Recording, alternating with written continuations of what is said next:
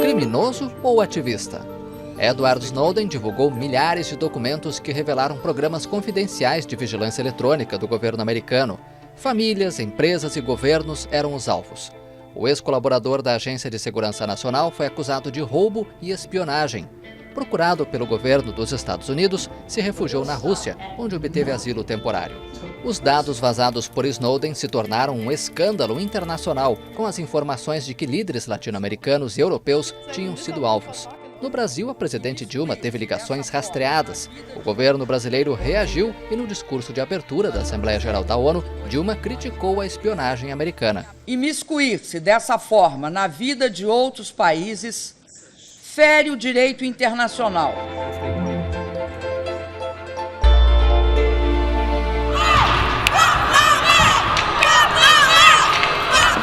Elas também fizeram ativismo, mas de uma forma menos comportada. Sempre com os seios de fora, as mulheres do grupo Fêmen deram trabalho. Contra a opressão, pelo fim das injustiças e na defesa da liberdade, elas fizeram manifestações no mundo inteiro, até no Carnaval Carioca, onde protestaram contra a exploração sexual.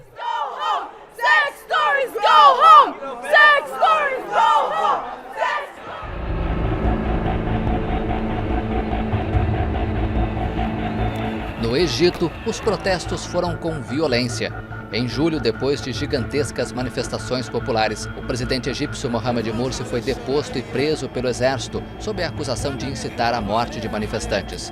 Em agosto, as forças de segurança iniciaram uma ofensiva contra acampamentos de manifestantes da Irmandade Muçulmana, movimento a que pertence o chefe de Estado deposto. Os confrontos desencadearam um massacre que deixou 638 mortos e 4.000 feridos.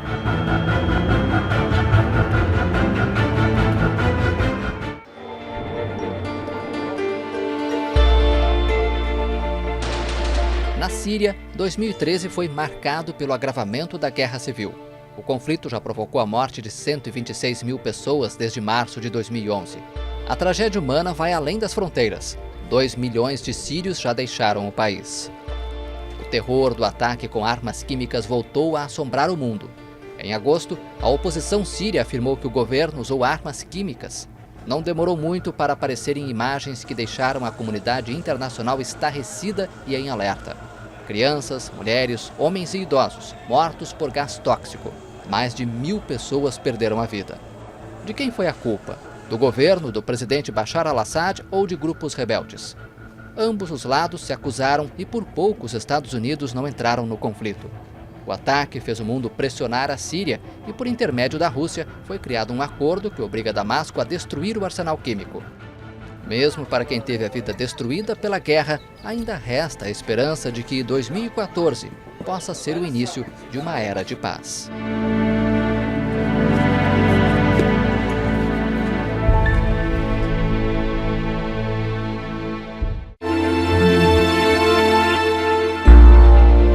Já nos Estados Unidos, é a violência com armas de assalto que se tornou um pesadelo. Em setembro, um tiroteio em uma base naval a 5 quilômetros da Casa Branca deixou 13 mortos. O autor dos disparos, identificado como Aaron Alexis, de 34 anos, foi baleado e morreu.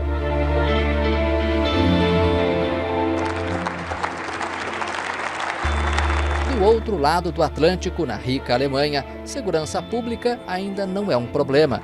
A chanceler Angela Merkel tem outras preocupações, como a crise econômica que atinge os países vizinhos da zona do euro. A líder se consolidou no poder ao vencer, no dia 22 de setembro, as eleições legislativas e garantir um terceiro mandato como chefe de governo.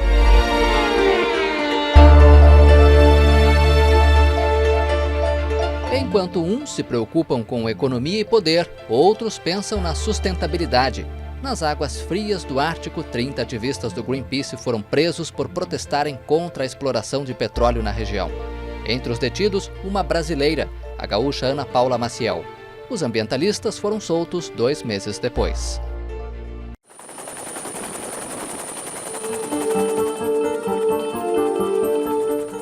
Também no mar, centenas de pessoas travaram uma batalha pela sobrevivência. No Mediterrâneo, um navio com 545 imigrantes ilegais, a maioria vinda da Eritreia, naufragou no dia 3 de outubro, próximo à ilha italiana de Lampedusa, deixando 366 mortos.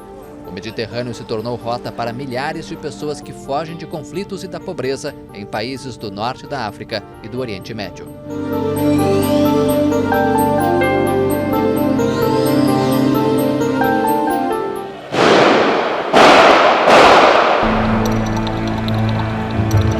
E no continente africano, imagens aterrorizaram o mundo no dia 21 de outubro. O grupo islâmico Shebab, ligado à rede Al-Qaeda, atacou o centro comercial Westgate em Nairobi, no Quênia. Centenas de pessoas foram feitas reféns nos 4 dias de terror. O ataque deixou pelo menos 72 mortos. Cidadãos contra governantes. No final de outubro, manifestantes exigiram a renúncia da primeira-ministra da Tailândia, Yingluck Shinawatra, acusada de ser influenciada pelo irmão, o ex-chefe de governo, Thaksin Shinawatra.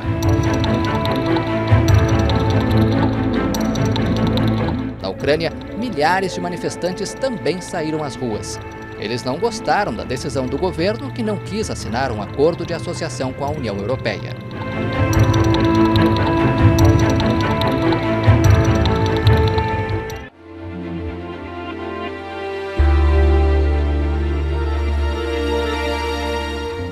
E por falar em política, o mês de novembro não foi nada bom para Silvio Berlusconi. O italiano teve um mandato de senador cassado depois da condenação definitiva à prisão por fraude fiscal. Il Cavalieri foi condenado a 4 anos de cadeia, mas como tem 77 anos, não deve ir para a prisão.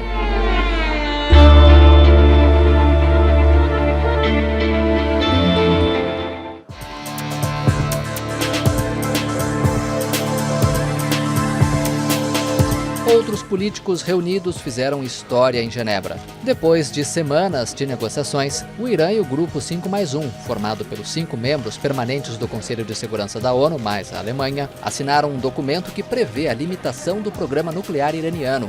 Em troca, o Irã vai ter um alívio nas sanções econômicas.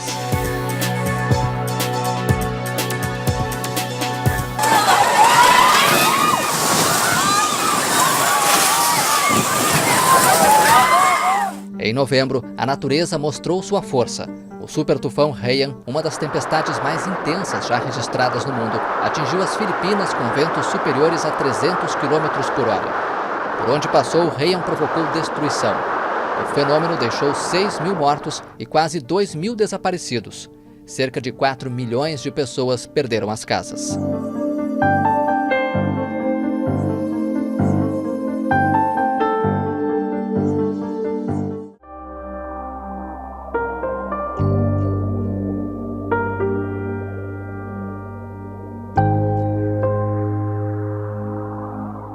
E em dezembro, o mundo se despediu de Nelson Mandela.